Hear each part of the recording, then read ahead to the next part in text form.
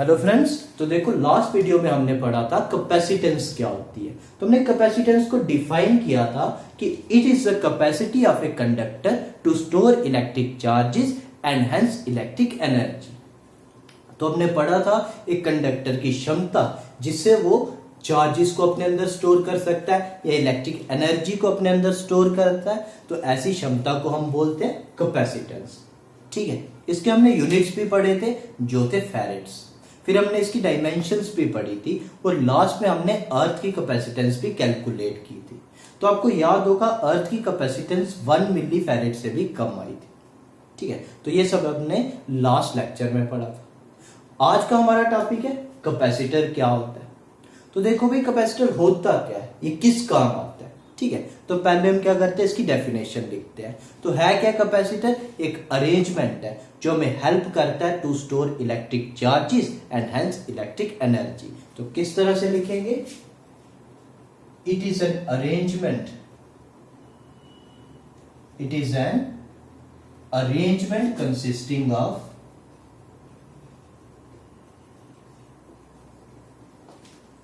two conductors separated by an insulating material, separated by an insulating material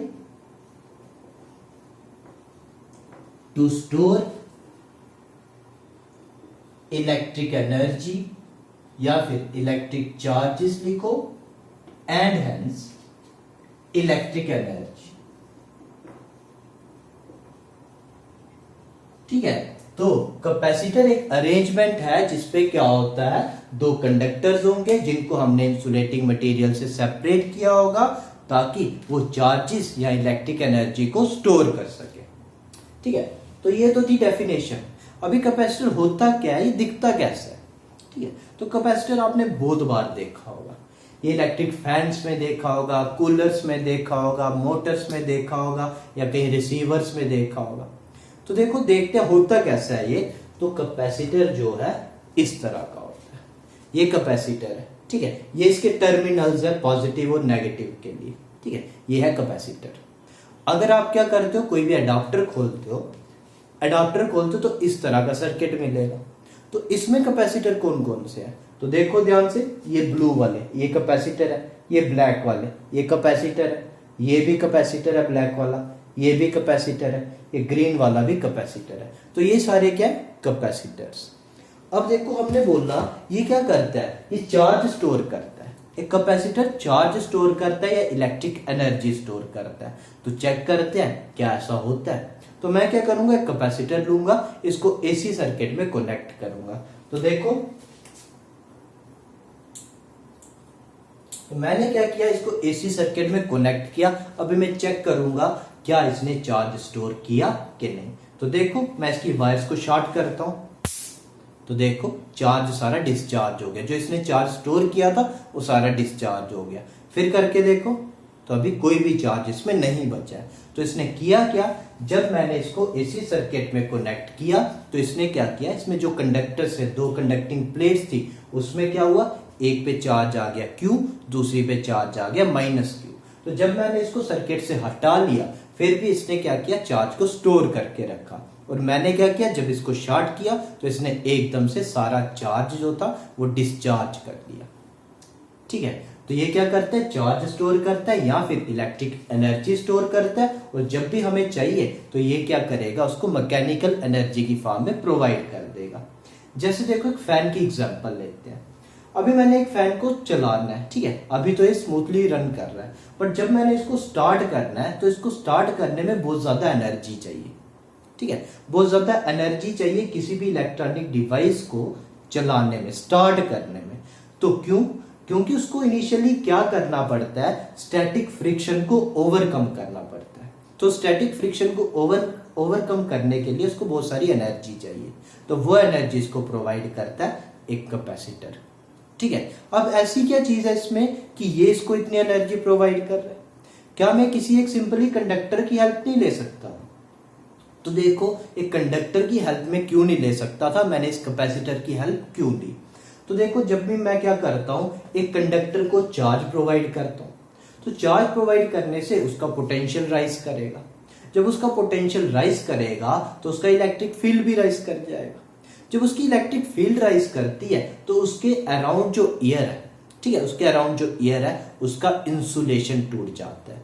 air जो है वो ionise हो जाती है, उसमें आयंस आ जाते हैं, ठीक है। वो आयंस क्या करते हैं, ठीक है, उसमें चार्जेस आ जाएंगे, तो हम मान सकते हैं उस कंडक्टर से चार्ज लीक करना स्टार्ट हो जाएगा, चार्ज की लीकेज स्टार्ट हो जाएगी। अब इतना ज्यादा ये चार्ज स्टोर कर नहीं सकता, तो हम हेल्प लेते हैं कैपेसिटर की। एक कंडक्टर चार्ज स्टोर नहीं कर सकता बहुत ज्यादा, तो हम हेल्प लेते हैं कैपेसिटर की। बट इसमें ऐसा क्या है, अब एक और चीज देखो, जब हमने लास्ट वीडियो में देखा अर्थ की कैपेसिटेंस निकाली, तो आपको याद होगा अर्थ की कैपेसिटेंस 1 मिली फैरेड से भी बहुत कम आई थी, ठीक है, 0.7 मिली फैरेड आई थी शायद। तो अब देखो यहां पे ये है 3.15 मिली फैरेड। अर्थ की कैपेसिटेंस 1 फैरेड से भी कम, और इसकी कितनी, इतने से कैपेसिटर की कैपेसिटी कितनी, इसकी कैपेसिटेंस 3.15 मिली फैरेड। तो अर्थ से भी आप लगा के चलो कोई 4 टाइम्स ज्यादा, ठीक है। तो इसकी इतनी ज्यादा कैपेसिटी क्यों है, क्यों ये इतना ज्यादा चार्ज, इतनी ज्यादा एनर्जी स्टोर कर सकता है, तो ये समझने के लिए हम इसका प्रिंसिपल देखते हैं। देखो प्रिंसिपल ऑफ अ कैपेसिटर, तो क्या प्रिंसिपल है, किसके बेसिस पे इतना ज्यादा चार्ज स्टोर कर रहा है। तो देखो ये समझने के लिए एक प्लेट लो जिस पे पॉजिटिव चार्ज है, ठीक है, ये एक पॉजिटिवली चार्ज प्लेट है। अब इस पे पॉजिटिव चार्ज है, नाम दे दो इसको ए। तो मान लो ये क्या कर सकती है, कोई 20 चार्जेस ही स्टोर करके रख सकती है।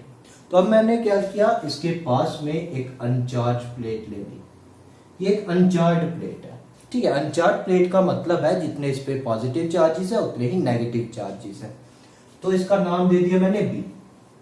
अभी क्या होगा, इंडक्शन की वजह से ये पास वाली साइड नेगेटिव चार्जेस आएंगे और दूर वाली साइड पॉजिटिव चार्जेस, ठीक है। अब होगा क्या, क्योंकि यहाँ पे पास वाली साइड नेगेटिव चार्जेस है, तो ये क्या करेंगे, ए के पोटेंशियल को डिक्रीज करवा देंगे, ए का पोटेंशियल फॉल करेगा। अब ए का पोटेंशियल बढ़ाने के लिए मेरे को इसको, पहले तो 20 ही चार्जेस मिले थे इसको, अब मेरे को इसको और ज्यादा चार्जेस देने पड़ेंगे इसका पोटेंशियल इंक्रीज करवाने के लिए।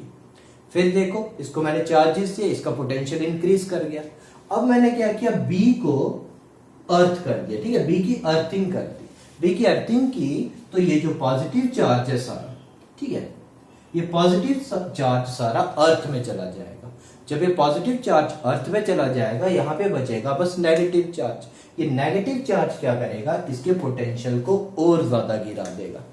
इसका पोटेंशियल और ज्यादा गिरेगा तो मेरे को इसको और ज्यादा चार्ज प्रोवाइड करना पड़ेगा। इसका पोटेंशियल बढ़ाने के लिए इसको और ज्यादा चार्ज प्रोवाइड करना पड़ेगा। तो जब ये पहले, ठीक है, जब ये पहले बस 20 चार्ज स्टोर कर सकता था, अब ये क्या कर रहा है, और ज्यादा चार्जेस स्टोर कर रहा है। तो ज्यादा चार्ज स्टोर कब किए इसने, जब मैंने एक अर्थ कनेक्टेड अनचार्ज प्लेट इसके पास रखी, ठीक है। तो यही है कैपेसिटर का प्रिंसिपल, ठीक है। तो हम अगर क्या करें, अनचार्ज, ठीक है, एक अर्थ कनेक्टेड अनचार्ज प्लेट, ठीक है, अनचार्ज कंडक्टर, एक पॉजिटिवली चार्ज, ठीक है, एक चार्ज कंडक्टर के पास रखते तो हम उसका पोटेंशियल इंक्रीज करवा सकते हैं, ठीक है, उसका पोटेंशियल नहीं, उसकी कैपेसिटेंस इंक्रीज करवा सकते हैं। तो अभी देखो इसको लिखते हैं, किस तरह से लिखेंगे, देखो तो ये नोट करना अच्छे से, बड़ा इंपॉर्टेंट है इसका principle. The capacitance of a conductor can be increased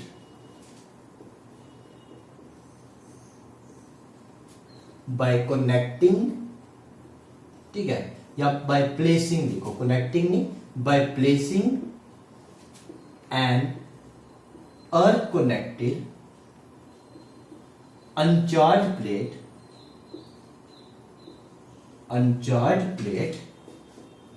near it, ठीक है।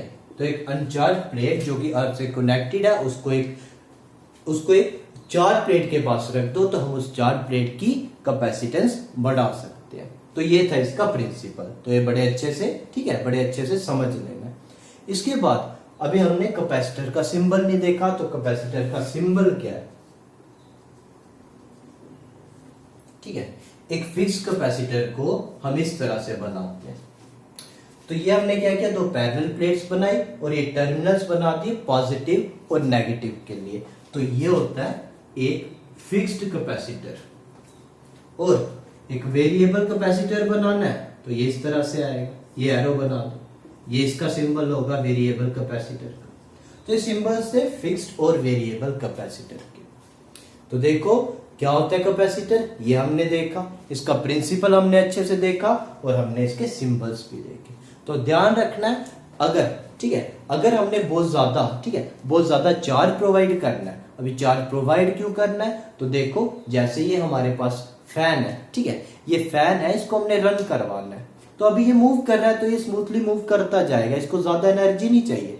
बट अगर ये रेस्ट पे है और इसको मूव करवाना है तो इसको बहुत ज्यादा एनर्जी चाहिए होगी, ठीक है। वो एनर्जी क्यों चाहिए, to overcome the static friction. तो स्टैटिक फ्रिक्शन को ओवरकम करने के लिए इसको एनर्जी चाहिए।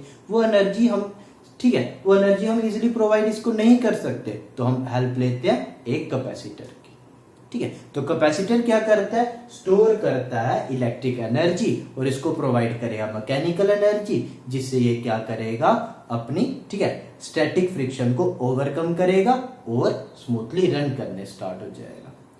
अच्छा, एक और चीज देखो, ये कैपेसिटर है, इसको हम कंडेंसर भी बोलते हैं। तो कहीं पे कंडेंसर सुनो तो कंफ्यूज नहीं होना, ठीक है। तो कैपेसिटर या कंडेंसर एक ही चीज है। तो ये था क्या होता है कैपेसिटर, इसका प्रिंसिपल और इसका सिंबल। तो आज इतना ही रखते हैं। Thank you.